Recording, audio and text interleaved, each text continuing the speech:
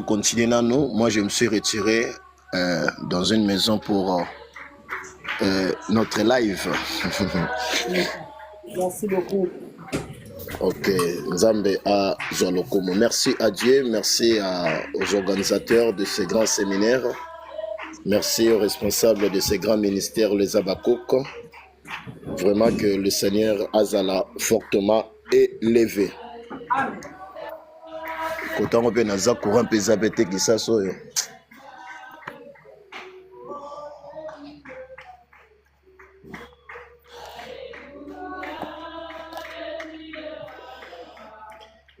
Bien, nous allons poursuivre notre enseignement sur les prières qui changent le visage du monde. La singlier, la prière qui change le visage du monde. Jusque-là, tout ça, quand la première sorte, bon, c'est dérangé, même si les 2 semaines est sili, mais comme le ministère Les Abakouk, c'est notre maison, nous continuerons à intervenir de sorte que, Banananzambe et Les Abakouk, Banso, Bokokozalana, connaissance sur les 33 sortes de prières au Moulimo Santo a révélé Bisso. Tozongi na kotanga na référence biblique totanga qui la fois passée à Apocalypse chapitre 8 verset 2 à 5. Ce qui un lecteur a kotanga la Bisso cette référence biblique. Apocalypse combien, papa? Apocalypse 8 verset 2 à 5. Lisons au nom de Jésus-Christ. Amen. Et je vis les 7 anges qui se tiennent devant Dieu. Et, pardon? Papa, pardon. Et je vis les 7 anges qui se tiennent devant Dieu. Et cette trompette leur furent données. Et un autre ange vint, et il se tint sur l'Éternel, ayant un encens. Sur l'autel. Papa n'a autant la bienté, Misso. Oh là là, Seigneur Jésus. Et un autre ange vint, et il se tint sur l'autel, ayant un encensoir d'or, en lui donnant beaucoup de parfums. Afin qu'il les offre avec les prières de tous les saints sur l'autel d'or qui est devant le trône. La fumée des parfums monta avec la prière des saints de la main de l'ange devant Dieu. Amen. Amen. Ok, à Jésus-Christ soit la gloire. Lobina qui biso déjà une introduction sur la catégorie Otozali Koyekolalelo sur les armes d'Apocalypse. Lobina bisaki biso que bien, quand bien même que le livre d'Apocalypse revêt un caractère futuriste, mais cela ne nous empêche pas d'expérimenter certaines réalités du livre d'Apocalypse. Étant donné que le Seigneur notre Dieu est le même hier, aujourd'hui et éternellement, Dieu, au nom de son omniscience, omnipotence, omniprésence et vu son caractère éternel, il est capable de récupérer le futur, de récupérer le passé et il y a actualiser en dans le présent. Nalobaki lisusu boye que ezali nyonso tout est oiza na kati ya livre ya Apocalypse qui appartient au futur. Le livre d'Apocalypse ebetaka pe masolo ya makambo o eleka entre autres. Le livre d'Apocalypse aussi a parlé sur bataille oyo eleka ki na likolo entre l'archange Michel na ba ange na ye pe Satana na ba o bandimaki ba se rebeller bazala mopanzi moko na ye. Mais okomona réalité wana eza na kati ya livre pe ya Apocalypse. Alors nalobaki na biso lisusu boye concernant livre ya Apocalypse. Nalobaki na biso boye ete soki tokoki ko diviser la Bible en 3 temps. Tu peux accorder l'Ancien Testament dans le temps passé, tu peux accorder le Nouveau Testament dans le temps présent, puis tu peux accorder l'Apocalypse dans le temps futur. Alors, biso tozali dans le temps présent. Ce qui te rekolobandengwana, mais yango et le bina biso te que tu simba te babiloko oyoyo ezakuna parce que en ce qui concerne les armes décrites dans le livre d'Apocalypse, ba armena et kozala créé te. Ezala déjà créé depuis longtemps. tobandi na oya liboso. Oya liboso tobenga yango na français encensoir de feu. Na lingala tobenga kayango mbabula ya moto. Bien aimé, yo zui grâce ya kolanda makambo oyo landango penza na bokebi nyos. Boza ko se rappeler que to outi na rubrique ya koyekola ba arme ya Ephésiens. Et la liste proposée par l'apôtre Paul concernant les armes décrites dans l'épître de Paul aux Éphésiens, tu se rendre compte que ces armes sont plus défensives qu'offensives. À l'exception, il y a le paix de l'esprit qui est à la fois offensive et défensive. Et puis, tu le sous-souboé. La vraie sécurité est à la cas défense, mais la vraie sécurité est à la cas offense, est à la cas l'attaque, est à la cas agression. Alors, bah armes sikoyo oizali na livre ya Apocalypse, ce sont beaucoup plus des armes offensives, des armes moko oyoyo bah effet na yango ezali même ko dépasser bah entendement ya bato o bazali ko utiliser yango. La première arme to benyango encensoir de feu. Récit o bauti kolobile la biso wana na kati na Apocalypse, Bible ezali koloba boye. Devant les trônes de Dieu. J'avais déjà expliqué cette histoire quand on a coupé ce séminaire sur réclamation, il y a sémence négative. Quand on a expliqué sur mode, il y a délivrance, disculpe pas, il y a sémence. Dans le baki que sémence négative, il délivrance à travers le fait de l'autel. Et ces jours-là, on a expliqué ma cambo. Mais maintenant là, j'explique ça pas dans le sens, il y a délivrance, il y a sémence négative, mais dans le sens, il y a des armes spirituelles où il y a un livre, il y a Apocalypse. Bible et le Bible. Il existe un hôtel. Oh Jesus. N'habitez ma kelelo ceux qui ont dérangé kuna. Bible ezali koloba na biso boye. Il existe un hôtel d'or. Bolanda malam o ezali base. Ceux qui comprennent parce que net la portugais to baka fabrica. Izine ya ba arme nyonso eza sika oto to bandi sikoko yekola. Bien aimé, ceux qui ont maîtrisé ma kambo oyo satana na batune ba ko sakana lisuste en ce qui concerne ma prière d'autorité pe ma prière ya combat. Tozali ko yekola sorti liboso ya prière to benyango prière d'autorité to prière ya combat spirituel. Okoki ko s'engager valablement na kati ya prière ya autorité to prière ya combat kaka soki ozali na ba arme, ozali suffisamment armé. Alors, arme à liboso, autosali ko proposé par na biso to benyango encensoir de feu. Na lingala mbabula ya moto. Mbabula moto wana e fonctionnaka ndenge nini pe ezalaka wapi. Bible lobi boye. Devant le trône de Dieu, il existe un hôtel d'or. Hôtel kiti ya bokonzi ya Nzambe trône na français na lingala ngwende. Liboso ya ngwende ya bokonzi ya Nzambe ezalaka na hôtel d'or, hôtel avec A et non avec H. Hôtel na français nde na lingala babengi etumbelumbeka. Cet hôtel ezalaka na ya libaya te, ezalaka ya libanga te, ezalaka ya ferte mais ezalaka en or. Devant le trône de Dieu, il existe un hôtel d'or. Na kati ya hôtel d'or wana ndesika moto epelaka, symbole ya la toute puissance de Dieu. Ba ange nyonso tu oyo yebi ya Nzambe, siège na bango ezalaka tout autour ya trône. Nyonso meba oba bande ko kita na piscine na Bethesda, meba oba bande ko bimelela ba Abraham ba mana tout ça la bango ba ange nyonso tu ba siège akuna ba ange Nzambe. Donc na mokili ya se na ndako na bino l'église na bino ba ange ba yakande mission, mais esika bango ba siège aka ezali kuna tout autour ya trône. Alors moto wana yango ezali symbole ya la toute puissance de Dieu. Yango na lobaki lobi lelo oyo dans les combats spirituels ba te belé torboka moto. Mais on va comprendre à travers ce séminaire que moto na moto ezalaka na kombo na yango to ko peso ba komba ba moto belé awa na ba fonction na yango. Oya liboso to soko benga ngo mbabula ya moto. Mbabula ngo pe ezakaka en or. Hôtel ezali en or. Siko to komona des attitudes oyoyo ba ange ba ko ba na kosala. Ange ya liboso aye azui encensoir, azui li tukawana. Azui ba parfum, encens, atie na kati. Azui ba prière, ya ba santo, atie na kati. Pe abandi ko la service devant le Seigneur. Wana ange wana, mususu.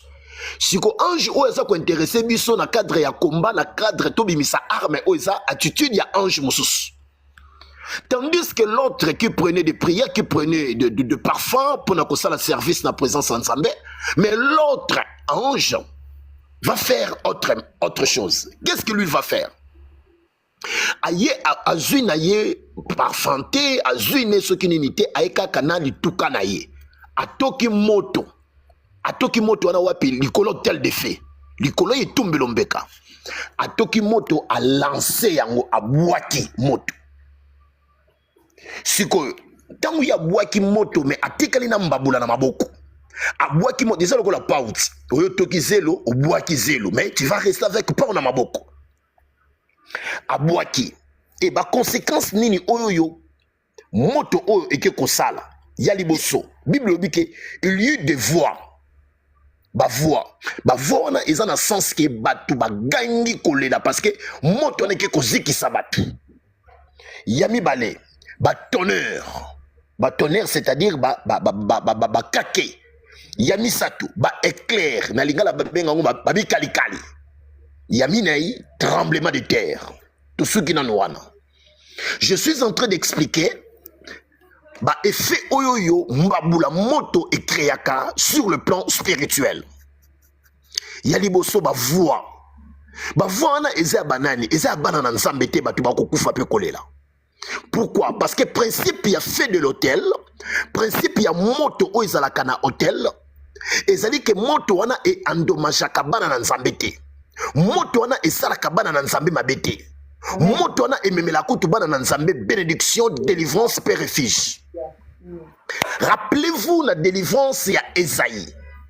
Esaïe azaki na problème spirituel, il y a impureté de lèvres. Esaïe azali kolobaboye. Malheur à moi, je suis perdu. Je suis un homme dont les lèvres sont impures et j'habite au milieu d'un peuple dont les lèvres sont impures. Mais mes yeux ont vu l'Éternel, mes yeux ont vu le Seigneur, l'Éternel des armées. Quel était le problème d'Esaïe? Esaïe azaki na problème, il y a impureté de lèvres. Le même problème spirituel, Esaïe qui pas Esaïe, Esaïe qui pas un peuple où Esaïe a été dirigé. Mais comment a été la délivrance à Esaïe? Bible et lobby. Moko ya ba séraphin, ya ba ange nzambe, avolaki na vol moko ya rapide, ayaki likolo ya hôtel de fée. Azaki na ba pincette na maboko na ye. Azwaki moto na hôtel de fée, pe amemaki yango atiango na ba mbebo, bibebu ya Esaïe. Tango zu moto wana na hôtel de fée atiango na ba lèvre ya Esaïe et salaki ke moto wana e silisaki impureté ya lèvre ya Esaïe. Moto ya hôtel de fée e bomaki Esaïe te, mais moto ya hôtel de fée e sungaki Esaïe akoko se débarrasser na problème spirituel o ya zalaki na yango. Donc cela nous prouve à suffisance que le fait de l'hôtel et salaka biso bana na nzambe mabete. Donc l'hôtel de fée et Tumbelombeka, et allez lié à refuge, et allez lié à sécurité. Donc quand tu as des problèmes, ce que l'on ose refuge, ose solution, tu peux recourir l'icolo à hôtel de fait. Il y a un comment on a hébreu, Bible les dit approchons-nous donc avec assurance devant le trône de grâce et de miséricorde, afin que tu obtiennes grâce et miséricorde, peut-être à la secourir dans tous nos besoins. Bible l'obligé répond. Approchons-nous avec assurance devant le trône. Babi pas devant l'autel. Nzokane, tu ne peux pas t'approcher devant l'autel sans pour autant te retrouver. Non, tu ne peux pas t'approcher devant le trône, oui, sans pour autant se retrouver l'icolo ya hôtel. Pourquoi? Parce que devant le trône, il existe un hôtel. Bolanda malam, na bandela ki malem malem. Babito poussa liboso ya kiti. Nzokande liboso ya kiti, hôtel zawana. Hôtel de fée zawana. Et Tumbelombeka zana. Donc, au conquis jamais qu'on pousse liboso ya kiti sans pour autant se retrouver l'icolo ya hôtel. Et lui, kolobani. Kuna ba avantage ezali belle 1. Yemoko nzambe zana. L'hôtel, c'est le siège de Dieu. Hôtel, sur le plan spirituel, hôtel, c'est le bien le plus précieux Et le comment côté dans le monde spirituel et les caca hôtel. Ce qui est mon divinité. Donc, na kati na nomenclature ezali boy. La première des choses, c'est la divinité. Deuxième, c'est l'hôtel. Troisième, ezali réseau. Quatrième, ce sont des agents. Sur le plan du monde des ténèbres, là, on va comprendre mieux. Tout sorcier dépend du réseau. Donc, il soit dépendant d'un réseau sorcellérique. Réseau sorcellérique, il soit dépendant d'un hôtel. Hôtel, il soit dépendant d'une divinité dans Nzambe na yango. Alors, yango zali komona hôtel, ezali lokola siège ya une divinité. Nzambe ba vanda kana hôtel. Toutes les grandes décisions, il y a une divinité ba soka ngo na hôtel. Yango na Bible ko na biso na hébreu que tout s'approcher avec assurance, ba souligner assurance. Et li ko ba ni kuna et ratakate. Parce qu'il s'agit de il y a véritable hôtel ya biso ya Nzambe. Tout s'approcher avec assurance devant le trône de grâce et de miséricorde. Kuna to obtenir grâce, kuna to obtenir miséricorde, kuna to ko sala secourir na ba besoin na biso nyos. Alors, c'est que avantage à liboso ya hôtel yemoko kola zawana. Deuxième avantage c'est ba ange na nyonso ba vieillard ba être vivant ba séraphin ba tous les anges de Dieu sont là. Avantage monsieur c'est moto o epelaka nesika na moto papa mbate. Alors, Satan n'a pas agent na ye, jamais ba ko koma na hôtel de fée. Ba ko souhaiter lokande ngwana te pour ba ko sila ba ngonyos. Amen. Sikoyo, biso siko lelo oyoyo, ba prière na biso, ba activité na biso, ba makambo na biso nyonso to koma ko sala ngo likolo hôtel de fée. Kune sika ndoki akota kate, kune sika occulter sa kota kate. Donc, ce que l'on obtenir un membre, un agent ya monde de ténèbres, kangaye mema likolo hôtel de fée. Voilà de oluki kufanaye. Sikoyo, toza siko na système ya arme o tozo benga encensoir de fée. Encensoir de fée est fonctionnant ndenge nini. Yo mwana na Nzambe parce que c'est et ça comme mwana Nzambe ni azana droit ya komata likolo hôtel de fée. Yo nde okomata likolo hôtel de fée. Tant yo mati likolo hôtel de fée, olobi boy. Na mati likolo hôtel de fée na kombo na Yesu. Ici le temps que le bongo oza likolo hôtel de fée. Na zimbabula moto. Tant que zimbabula moto na toki moto. Bien aimé, allez au lancer au côté oyo lingi et quoi kokende. C'est comme ça que cela fonctionne. Donc on a arme à liboko, il y a liboso plutôt, il y a liboso. Donc arme moko vraiment n'a pas conséquences moko multiples où ils allaient dépasser même notre entendement. Bible lobby côté moto on est qui il y a de voix, bah voix ya bato dis-moi quelle est cette arme? Il y a allemand, il y a français, il y a russe, il y a américain. Où il faut créer les 4 grandes conséquences locales en babula moto. Et ça dit qu'on provoquait ma kake. Quelle est cette arme où il provoque ma kake dans mon kilialelo? Et ça qu'on provoquait ma éclair, ma mikalikali. Et ça dit qu'on provoquait ma tremblement de terre. Quelle est cette arme où il faut provoquer ma bloconioso? Et ça simba na force aérienne, et ça simba terrestre, souterraine, nyon surtout. Kaka na lancement moko ya mbabula. Alors, bien aimé dans les seigneurs, na kati ya combat spirituel. Tango osali ko sala prière ya bitumba, ya molimo. T'as la arme oyo ko utiliser. Ba chaussures on les a bateni, ba cuirasse les a bateni, ba casque ya salé les a bateni, ba bouclier de la foi les a ba gilet antibal. Mais yo soko ça a besoin ya mandoki ya malonga longa pour être yo aussi les sabanguna na sur le plan spirituel, t'as la ba arme ko utiliser be yango.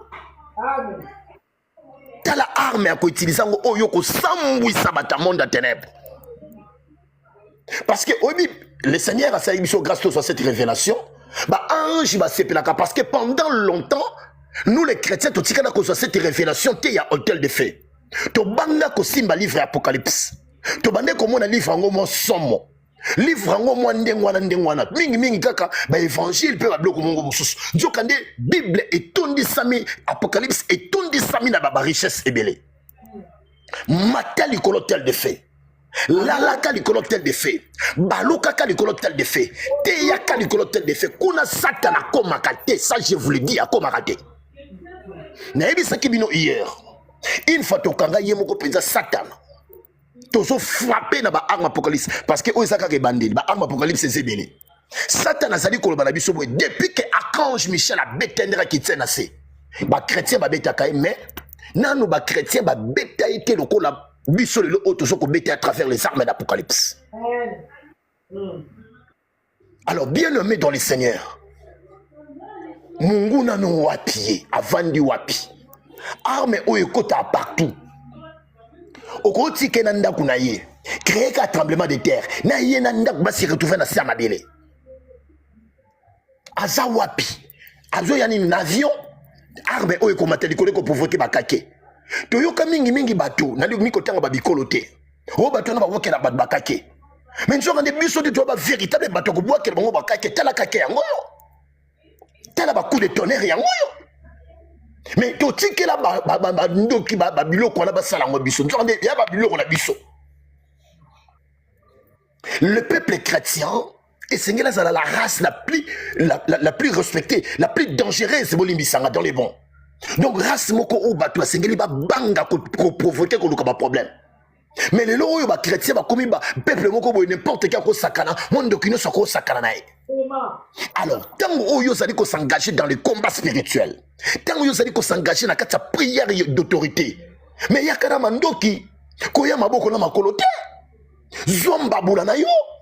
Aussi si ma confession, aussi si ma plénitude du Saint-Esprit, aussi si ma biloko na nyoso jusqu'au moment il y a combat spirituel. Bien aimé matali kola. Kobanga te eza na makasi na yo te ba ange te ba kosunga yo parce que yo te ba peso libanga obwakango e koleka 1 km te.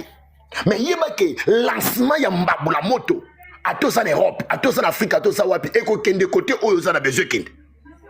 Pe ekolia batu oyo sepe nango kende kolia. Et ça na vie mon côté bandoki oyo ko résister devant lancement ya ascenseur de fait. Et ça na bateau mon côté, et ça na moyen de transport mon côté occulte oyo ko échapper. Na lancement ya mbabula moto. Bien aimé dans le Seigneur. Yo moko kaka soko sali suffisamment outillé, suffisamment armé. Oyo ko tia monde ya ténèbres mobimba na dépendance de moko total. Ba okokate ko supporter parce que oza commando moko ndenga mukete matin likolo tel de fait récupérer mbabula moto toka moto ane si la kate ato memi ba conteneur na ba conteneur zo moto wana tiango na katia ela bato mosusu bien aimé munguna na mosusu récupérer zo le mbabula latise lango la babiloko balatsaka bala mike oyo ba subelaka na benye soto ba bengoni. Latisse yango lokola ba cache couche bana meke pe latisse yango d'une manière éternelle laquelle est na tikeli mbabula oyo yo libela na libele kotika la kolongote bien aimé dans le Seigneur lorsque le sorcier va récupérer abiso dans ba couloir ba yokela kabiso mawate. Donc il faut ça la bango ba makambo oyo yo yemoko ko lapandai abike na tiki fi ya mutu ona ko kota lisusu makamba mutu ote. Amen. Bino okanisi que Pharaon andimaki Israël abima na pété parce que Pharaon a monaki makambo na ela. Ba memaki maïti na zolo a ko suko supporter te. Abi non depuis que naze Égypte na tika na komona makambo boité. Moïse, Aaron, levez-vous, sortez du milieu de mon peuple, vous et les enfants d'Israël, allez servir l'Éternel comme vous l'avez dit. Prenez vos brebis, prenez vos bœufs, allez servir l'Éternel comme vous l'avez dit. Mais bénissez-moi. Et ça parce que Pharaon a été fortement frappé. Hein? Pourquoi toi tu laisses trop de temps à négocier, à dorloter, à chanter, à caresser tes ennemis? Nous sommes frères sur le plan physique. Nous sommes frères sur le plan physique. C'est mon père, ma mère, mon frère, ma soeur sur le plan physique. Mais sur le plan spirituel, nous sommes des ennemis. Bah, pour ça que question n'est pas à Jésus. Ta mère et tes frères sont en train de te chercher. Jésus-Christ a dit qui est ma mère et qui sont mes frères. Ce sont ceux qui écoutent et font la volonté de mon Père. Amen. Bien aimé, tant qu'on commis sur le plan spirituel, Bible dit, car nous n'avons pas à lutter contre la chair et le sang, mais contre les dominations, les autorités, les princes de ces mondes des ténèbres, contre les esprits méchants dans les lieux célestes. N'est-ce pas que la Bible nous dit que le monde entier est sous la puissance du malin? Bien aimé, leur volonté ultime, et ça dit qu'elle va nuire à ta vie. Alors, récupère maintenant cette arme. Vous allez nous excuser. Aujourd'hui, on va seulement arrêter par ici parce que je suis très, très, très loin de chez moi, des kilomètres et des kilomètres. Récupérer armes, oyoyo, ya, on va bengi encensoir de fait.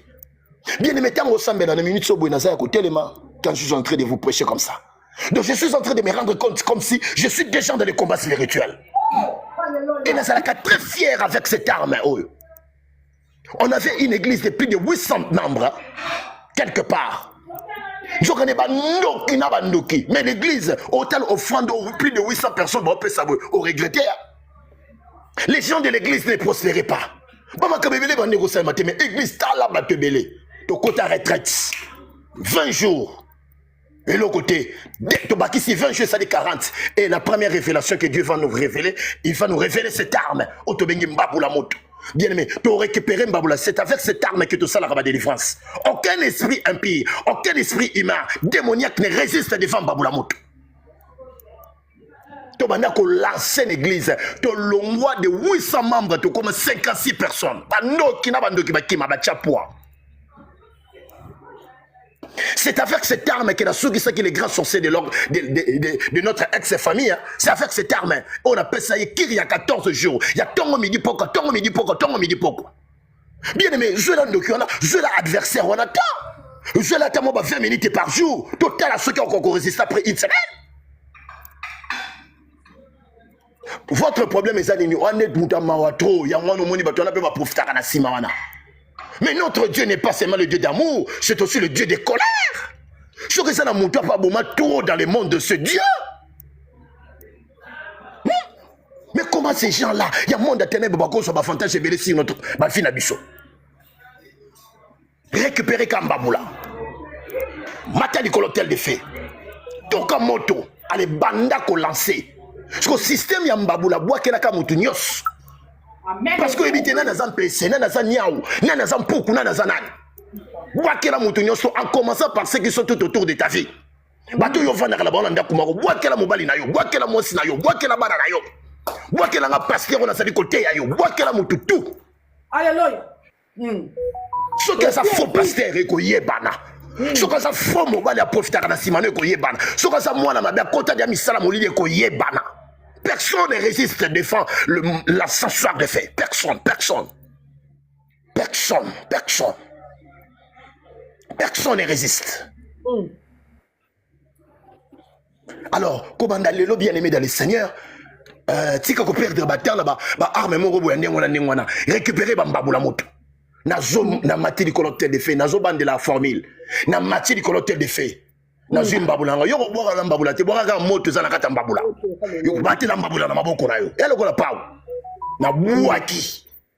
Soko za la position moto na yo loba. Soko za la position te boaki ni nganga sko balinga ba prière au boire bongo te. Wa ba gaspillage ba Mbabula. Ou alors yo bisika molio mosantu ni na zo buaka bo yo yiba nguna nanga. Elanda ba nguna nanga ba ngoni soko te basali. Amen. Bakola la te. Nit na butu ya lelo bien aimé. Mais to ko pénir ba toi là. Mais coloniaux surtout quand on va y a pas non mais le loyo soko ko n'est pas là-bas. L'année le numéro 1 pour dire chaque opération sorcellerie de votre famille, de votre quartier, de votre ville, de votre pays. La Bible nous dit que celui qui est en nous est plus grand, est plus fort, est plus puissant que celui qui est dans les mondes. Mbaboula ya moto.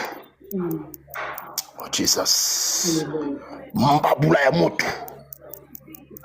Mbaboula ya moto. Yo moko person yo la loki la le côté kuna. Na pesa bino ba témoignage ya Mbaboula moto. Ya hôtel de fer.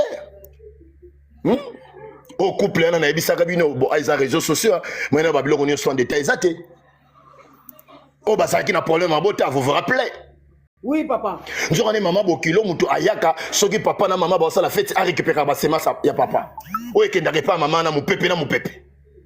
To ebisi bango directement lokola boza ba marié moko normal liboso na nzambe ko banda le fait na bino suna mokili ya c'était spirituellement bosa na présence nzambe likolo tel de fait. Un coup une flamme. Beaucoup na ndoka kota ate akoma kate. Ba te belé bako ça ba fortement involontaire. 2 mois, 3 mois, zemekei. 2 mois, 3 mois, zemekei. Allez, spirituellement, te déplaçant. Te bomber aux éminents du colotel de fait. Et si que Satan n'a pas de qui va comme rater, on remonte la paix spirituellement quand on a du colotel de fait. Alléluia. Bien-aimés dans le Seigneur, ceux qui le loto ko banda yango, ceux qui modératrice a ko conduire biso na prière, ozo beta maboko ozo ko buaka moto.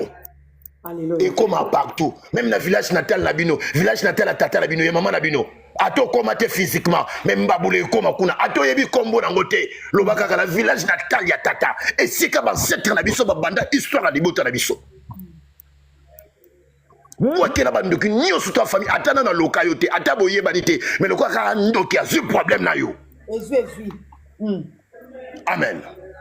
Amen, papa.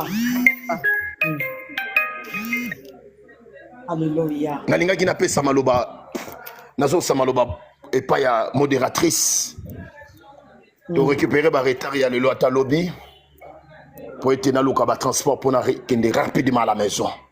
Merci, papa. Que le Seigneur Dieu vous bénisse tous. Amen. Merci, papa. Papa, vous aussi. Est-ce qu'on peut acclamer, pour notre Seigneur? Alléluia. Bien-aimé,